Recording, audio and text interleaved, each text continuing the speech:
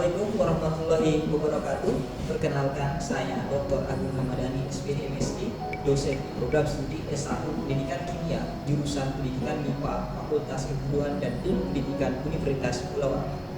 Video pengajaran ini merupakan video pengajaran dalam rangka sertifikasi dosen tahun 2025 gelombang 1. Adapun salah satu mata kuliah yang saya ampu adalah reaksi-reaksi kimia organik. Mata kuliah ini merupakan mata kuliah wajib dengan bobot 3 SKS. Mata kuliah ini mengkaji konsep teoritis, sifat dan struktur molekul organik dalam kaitannya dengan sifat keasaman dan kebasaan, serta mengkaji jenis-jenis reaksi dan mekanisme organik serta faktor-faktor yang mempengaruhi mekanisme reaksi. Adapun capaian pembelajaran mata kuliah pada mata kuliah reaksi-reaksi kimia organik yaitu 1. Mahasiswa mampu menjelaskan konsep teoritis sifat dan struktur molekul organik serta hubungannya dengan keasaman dan kebasaan senyawa organik. Kedua, mahasiswa mampu mengklasifikasikan jenis-jenis reaksi kimia organik seperti reaksi substitusi nukleofilik SN1 dan SN2, eliminasi E1, E2, E1CV, substitusi elektrofilik dan nukleofilik aromatik dan hidrosiplik, adisi, kondensasi, reduksi oksidasi, reaksi radikal, polimerisasi, dan reaksi perisiklik. Ketiga, mahasiswa mampu menganalisis mekanisme reaksi organik beserta faktor-faktor yang mempengaruhinya seperti efek larut, gugus penarik atau donor elektron, stabilitas intermediat, serta kompetisi antar reaksi. Keempat, mahasiswa mampu menginterpretasikan jalannya reaksi dan menyusun prediksi produk mayor dan minor dari suatu reaksi organik berdasarkan mekanismenya. Kelima, mahasiswa mampu menyelesaikan permasalahan terkait pemilihan jalur reaksi yang paling tepat secara mandiri maupun dalam kelompok berdasarkan studi kasus atau skenario kontekstual. Keenam, mahasiswa mampu menunjukkan sikap profesional, etis, dan bertanggung jawab dalam pembelajaran dan kerja kelompok dengan menginternalisasi nilai-nilai akademik, tanggung jawab profesi, semangat, dan kearifan lokal dalam setiap proses pembelajaran. Sistem penilaian berdasarkan Peraturan Rektor Nomor 5 Tahun 2023 tentang penyelenggaraan pendidikan dan pengajaran, penelitian dan pengabdian kepada masyarakat Universitas Pulau Rempang dengan skema nomor 1, di mana pada skema ini nilai UTS 15%, UAS 25%, proyek PJBL 25%, studi kasus atau case method 25% dan afektif 10%, sehingga total sebesar 100%. Proyek yang dilakukan ialah pembuatan video pembelajaran mengenai beberapa reaksi organik yang dipelajari. Studi kasus atau case method dilakukan dengan memberikan kasus mengenai kompetisi reaksi antara reaksi substitusi dengan eliminasi serta kasus pembentukan polimer. Afektif dinilai dari keaktifan dan sikap mahasiswa dalam kuliah dan diskusi. Sedangkan UTS dan UAS diambil dari hasil nilai ujian. Hasil nilai akan diinput melalui Academic Integrated System yang hanya dapat dibuka di masing-masing akun mahasiswa. Dalam praktek pembelajaran, saya akan mengajarkan materi reaksi substitusi nukleofilik SN1 dan SN. Adapun sub CPMK pada materi ini adalah mahasiswa memahami mekanisme reaksi SN1 dan SN2 serta faktor-faktor yang mempengaruhi. Materi pembelajaran akan disampaikan meliputi proses delivery, interaction, dan assessment. Baiklah, mari kita saksikan video pembelajaran saya. Oke, Assalamualaikum warahmatullahi wabarakatuh. Waalaikumsalam warahmatullahi wabarakatuh. Ya, bagaimana kabar hari ini? Sehat semua pada hari ini? Sehat. Seperti biasa ya, pada pagi hari ini kita akan kuliah mengenai mata kuliah reaksi-reaksi kimia organik. Nah, sebelum kita memulai perkuliahan, alangkah baiknya kita berdoa terlebih dahulu. Ya. Sebelum mulai perkuliahan, marilah kita berdoa bersama-sama menurut kepercayaan dan agama masing-masing. Berdoa dipersilakan. Selesai. Sebelum kita mulai, sambil saya persiapkan ya, saya sudah mengaktifkan daftar hadir di Start. Silakan kalian mengisi daftar hadir itu pada Start. Silakan sambil saya mempersiapkan perkuliahan pada pagi hari.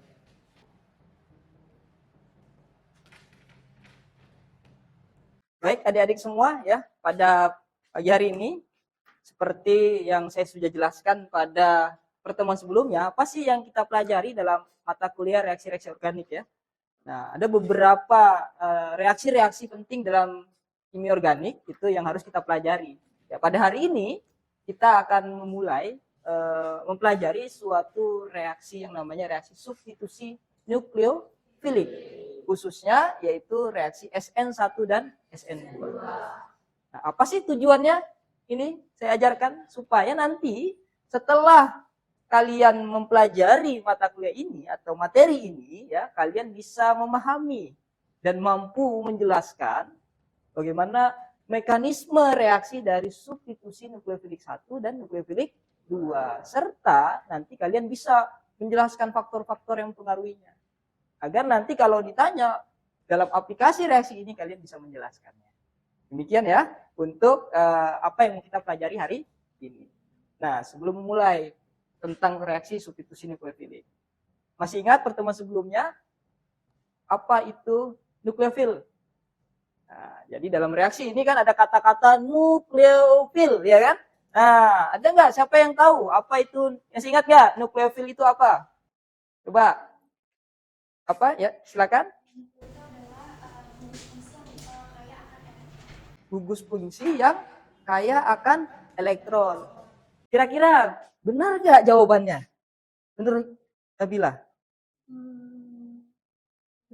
Benar, ya. Oke. Jadi secara besar ya, jawabannya udah benar. Jadi dia adalah suatu spesies kimia ya, yang kaya akan elektron. Nah, ciri-ciri dari nukleofil apa sih sebenarnya?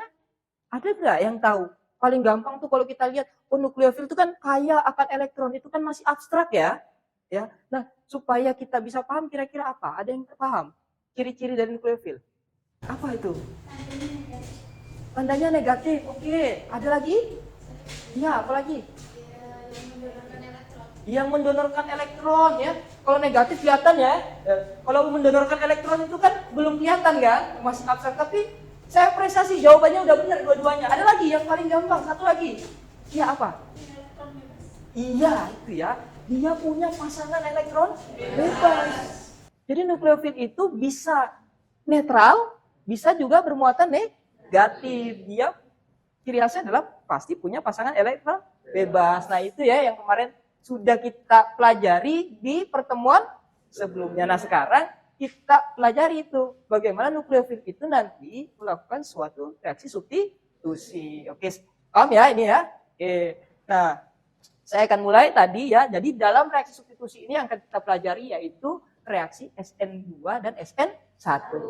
Apa sih substitusi nukleofilik itu? Yaitu substitusi yang melibatkan suatu nukleofil yang kaya akan elektron tadi kan, cirinya dari nukleofil kan, yang berikatan atau menyerang elektrofil. Ya, seperti kemarin ya, bahwa reaksi organik itu ada reaksi antara basa Lewis dengan asam Lewis. Ya, berarti ada nukleofil dan ada elektrofil. Elektrofilnya sebagai asam Lewis. Ini adalah mekanisme umum ya dari suatu reaksi substitusi nukleofilik. Nah, dari reaksi ini maka nanti untuk ada yang paling banyak mengalami reaksi substitusi nukleofilik itu adalah alkil halida ya. Nanti dengan suatu nukleofil yaitu gugus pengganti ini nanti akan menghasilkan produk dan gugus pergi. Nah, untuk menghasilkan reaksi ini nanti ada dua mekanisme. Mekanisme itu ceritanya jalan cerita ya. Jalan untuk mencapai itu gimana jalannya gitu ya. Disebut dengan mekanisme. Nah, mekanismenya ada dua yaitu SN1 dan SN2. Inilah nanti yang akan kita bahas dalam mata kuliah pada pagi hari ini. Nah, oke. Kita tadi ada istilah gugus pergi ya. Apa sih gugus pergi itu ya? Gugus pergi itu nanti gugus yang dilepaskan yang digantikan oleh nukleofil. Nah, ciri khasnya adalah dia harus mudah pergi. Ya kan karena dia mau digantikan. Kalau dia nggak mudah pergi maka bisa nggak terjadi reaksi? Sulit ya kan? Karena dia nggak mau pergi. Saya mau tetap aja sama si karbon, saya nggak mau dilepaskan. Nah, reaksinya nggak akan mungkin yang nukleofil masuk kan? Nah, ini adalah ciri-ciri dan gugus pergi itu ada yang baik dan ada yang buruk. Kalau dia susah pergi, buruk atau baik? Buruk. Nah, ini adalah kita bisa lihat di sini reaktivitasnya. Yang semakin ke kanan itu semakin gugus perginya semakin baik. Kalau yang di kiri buruk. Nah, ciri-cirinya banyak kan adalah gugus pergi yang buruk tuh ukurannya kecil. Ya. Kalau yang ini rata-rata besar ya. Itu yang sederhananya ya. Nah, nukleofil tentu saja ya sudah sebelumnya kita pelajari ya. Nah, tapi ini adalah contoh-contoh beberapa nukleofil. Nah, kita bisa lihat di sini nukleofilnya ada yang netral dan ada yang negatif. Tapi ciri utamanya tadi, apa yang kita bilang tadi? Punya pasangan elektron bebas. Nah, kita masuk sekarang tadi mekanismenya ada SN2 dan SN1. Nah, sekarang kita pelajari SN2. Nah, ciri khas SN2, kalau kalian melihat reaksi ini adalah SN2 ya. Nah, ciri khasnya adalah SN2 itu selalu menyerang dari jalur belakang. Ya, jadi dia selalu berlawanan dengan gugus perginya. Kenapa? Ada yang tahu nggak kenapa? Nah, dalam kehidupan sehari-hari ini relate ya. Reaksi ini relate dalam keadaan sehari-hari gitu ya. Ada pasangan suami istri nih. Orang yang mau mengganggu ini nggak mungkin dia lewat depan. Karena pasti akan berantem gitu ya. Nah, makanya nih sama reaksi. OH- ini sebagai nukleofil, kalau dia lewat depan, ini berantem sama gugus pergi. Iya kan? Nah, makanya dia lewat jalur belakang gitu ya. Kalau kita lihat dari reaksi ini gitu ya. Nah, ini ibaratnya kayak pelapor aja ya. Dia belum putus tapi ini mencoba untuk berikatan dengan karbonnya gitu ya. Nah, kita lihat nanti. Nah, saat ini sudah mendekat nanti, apakah ini putus langsung? Belum. Ini keadaan transisinya. Jadi pada saat selingkuh nih, yang satu belum putus, yang satu lagi sama-sama nih, ya. Jadi dia belum putus nih. Nah, ujung-ujungnya nanti karena pengaruh yang nukleofil lebih kuat, maka ini mudah pergi, putus lagi ya. Maka akhirnya yang terbentuk suatu ikatan baru dengan sebuah nukleofil, maka terjadi reaksi substitusi, ya. Nah, syarat utamanya apa? Nukleofilnya harus kuat dibandingkan dengan kekuatan nukleofilnya harus lebih kuat dibandingkan dengan yang gugus pergi.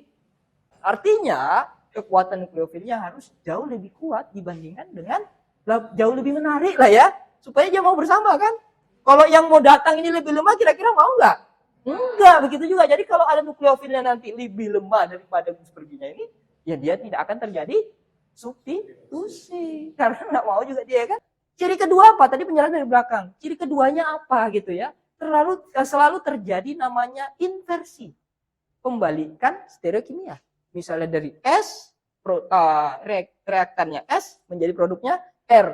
Nah, kalau reaktannya R, produknya S ya. Nah, dan ini banyak terjadi pada ya alkil halida primer. Ya, banyak terjadi pada alkil halida primer karena nanti kita lihat karena di primer ini tidak ada hambatan sterik. Apa sih alkil halida primer? Masih ingat? Karbonnya hanya mengikat minimal satu karbon aja kan, gitu ya. Nah, sehingga dia bisa ruangnya lebih luas, sehingga hambatan steriknya nggak ada. Nah, kita bisa lihat contohnya ini ya. Nah, ini adalah ilustrasi bagaimana reaksi substitusi nukleofil 3. Ya, dia ini adalah nukleofilnya, ya, nukleofilnya. Nah, begini baru putus. Ini kenapa? Tadi dari awal tadi saya bilang kan bahwa kenapa sih Bapak kok SN2 gitu? Kenapa nggak SN1 dulu ya? Supaya mudah kita jelaskan. Coba perhatikan di sini. Kenapa SN2 dulu? Nah, tadi kan SN2 itu terjadi kalau alkilnya apa? Primer ya. Pak, bagaimana Pak kalau dia sekunder? Apakah bisa Pak terjadi reaksi substitusi? Kenyataannya di alam itu terjadi. Tapi Pak, berarti melawan dong Pak. Melawan kaidah dari SN2 karena kalau dia lewat jalur belakang ini sterik sekali Pak. Iya kan? Misalnya nih saya punya contoh.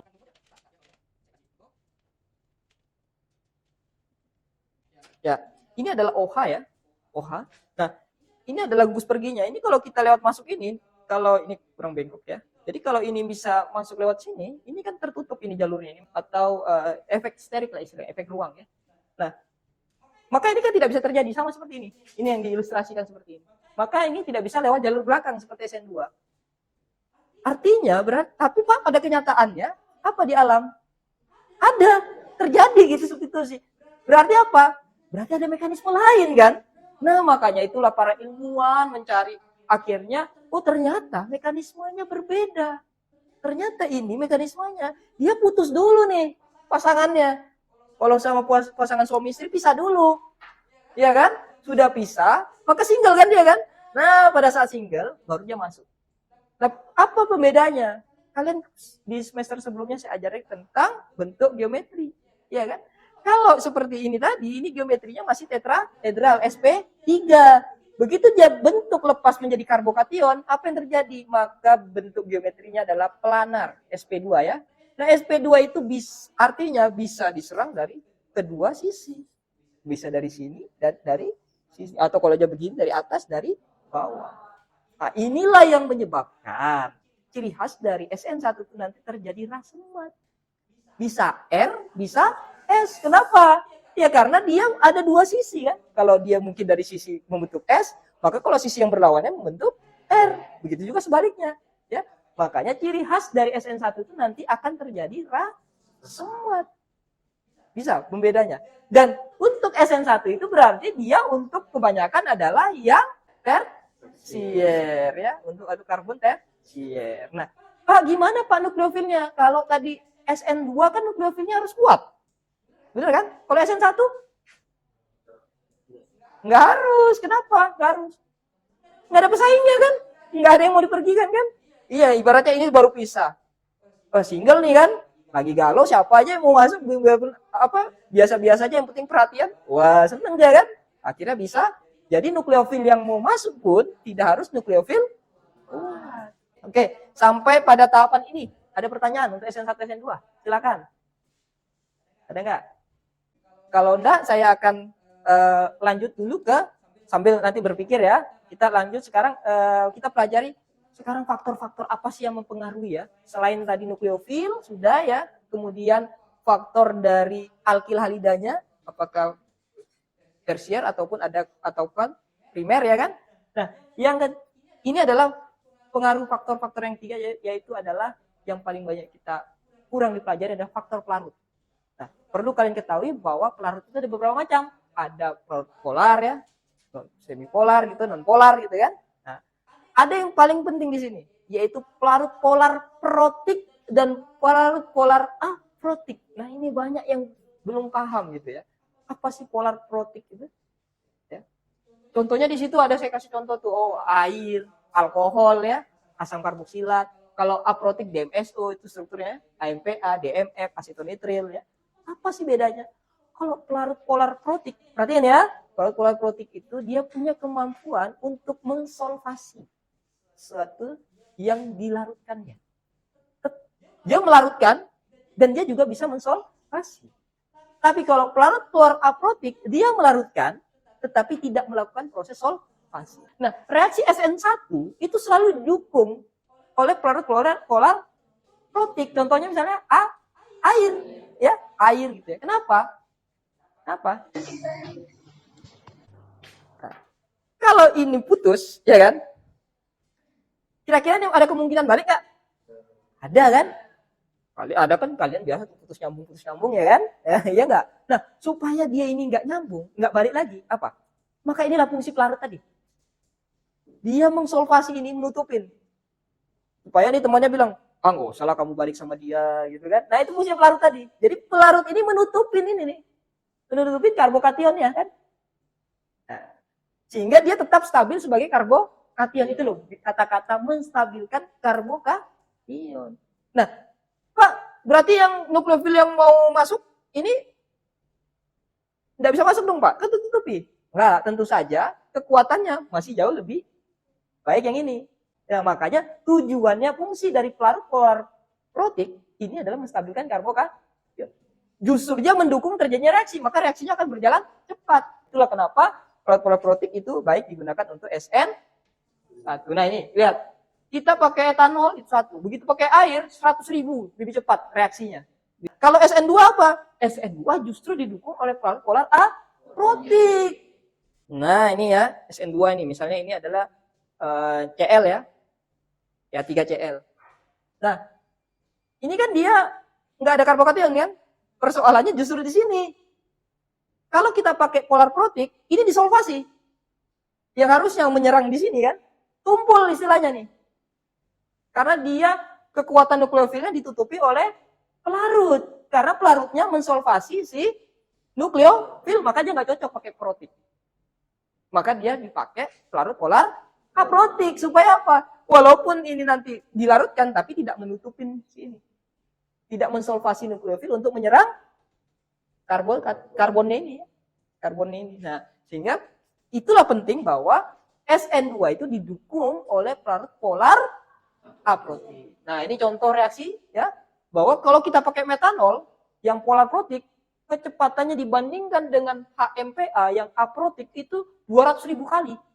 200.000 kali kecepatan reaksinya. Ya, artinya ini sangat didukung oleh reaksi SN2 ini didukung pelarut polar aprotik. Sekarang saya akan mengadakan diskusi untuk kalian mendiskusikan beberapa hal. Oke. Sambil ini saya akan membagikan mainan.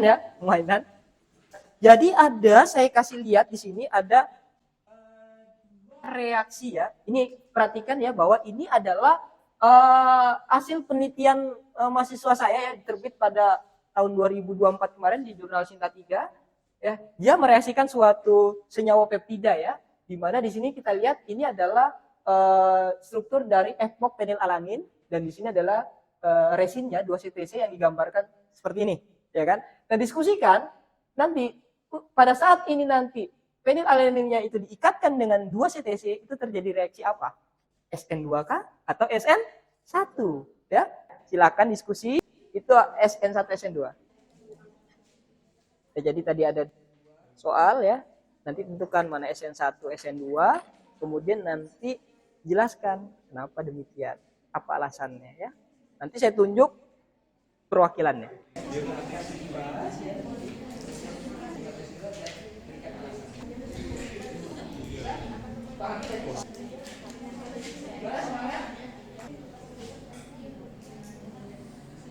Oke, kalau sudah sekarang perhatikan ya. Silakan yang berbalik mungkin agak berhadapan ke depan dulu ya. Oke, sudah punya masing-masing ininya ya. Oke, sudah bisa punya jawaban semua kira-kira? Oke, ya, nanti saya akan tanya ya, mungkin 3 grup nanti akan saya tanya. Mungkin saya mau yang warna apa warnanya kira-kira yang mau? Hari ini kelihatan cerah, kayaknya saya mau warna hijau. Nah, hijau. Bagi yang memegang warna hijau, ada kira-kira yang warna hijau sudah? Ada ya? Oke, baik. Saya mau kira-kira kelompok yang ini. Silakan. Untuk yang pertanyaan ini, pertanyaan yang pertama. Coba kira-kira reaksi apa? Reaksinya apa kira-kira? Yang nyari, biar temannya semua dengar. Reaksi SN1 kenapa? Kok jawabnya SN1?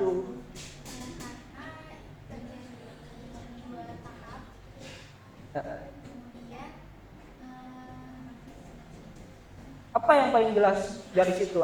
Sehingga kamu menebaknya SN1?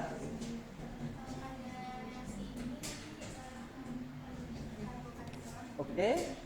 Karbokation yang mana itu? Yang struktur mana terbentuk karbokation? Yang 2-CTC atau fenilalaninnya?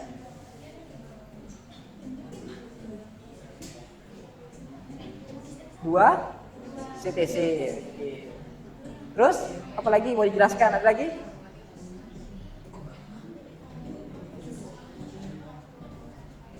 Diserang karbokationnya. Oke.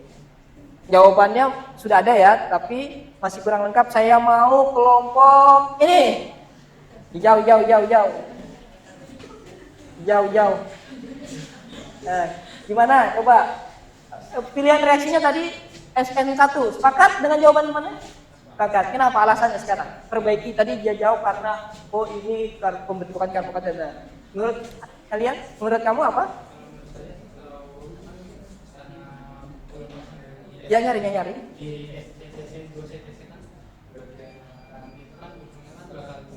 Iya. Yang ini yang lepas? CL-nya yang lepas?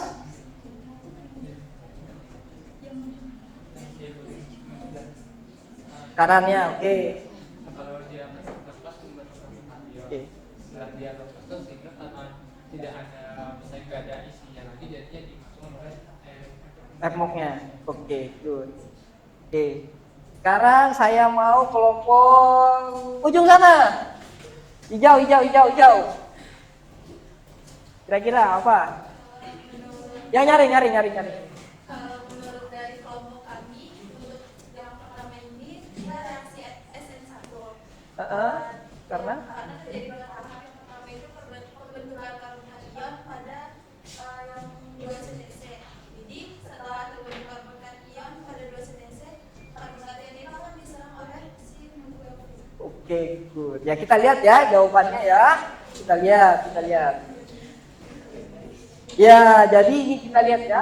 Benar tadi ya. Coba ada kelompok tadi yang ini kurang lengkap, sudah di sana juga dan diperbaiki ya. Jadi jawabannya udah benar. Jadi ini adalah katalisnya ya. Bahasa Lewisnya menarik proton sehingga terbentuk nukleofil.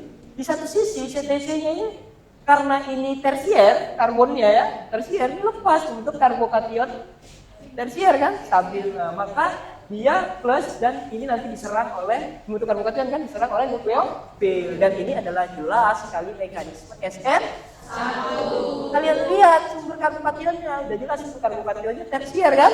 Nah, maka sudah pasti dia adalah SN1. Good. Oke, hari ini. Jadi pelajarannya hari ini cukup bagaimana? Cukup berat atau mulai berasap sudah ya kepalanya? Oke ya. Oke, jadi inti kesimpulannya pada reaksi ini adalah SN1 tadi ciri-cirinya apa? Kalian bisa menjelaskannya apa? SN2 dulu. Terjadi inversi ya, terjadi pada alkil halida primer ya, didukung oleh pelarut polar aktif. Kalau SN1 campuran asma, kemudian apa? Aprotik, kemudian protik, terus apa lagi? Alkil halida tersier. Nah, untuk supaya kalian lebih memahami karena tadi kan pembahasannya contoh semua ya kan. Nah, sekarang untuk lebih memahaminya saya akan berikan soal uraian. Silakan ini dikerjakan ya, tentukan jenis mekanisme dan gambarkan mekanismenya A dan B. Dan yang nomor 2 ini tuliskan secara lengkap reaksi senyawa propil klorida dan NaOH dalam pelarut SO. Oke, silakan dikerjakan. Oke, waktunya sudah cukup ya dalam mengerjakan, sudah selesai. Silakan jawabannya dikumpulkan ke depan.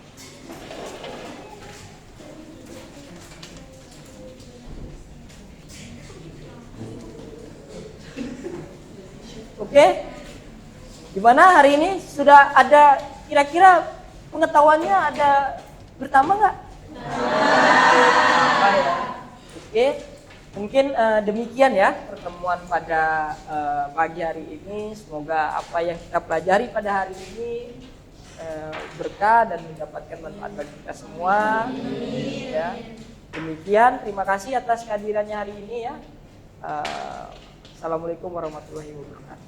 Waalaikumsalam warahmatullahi wabarakatuh.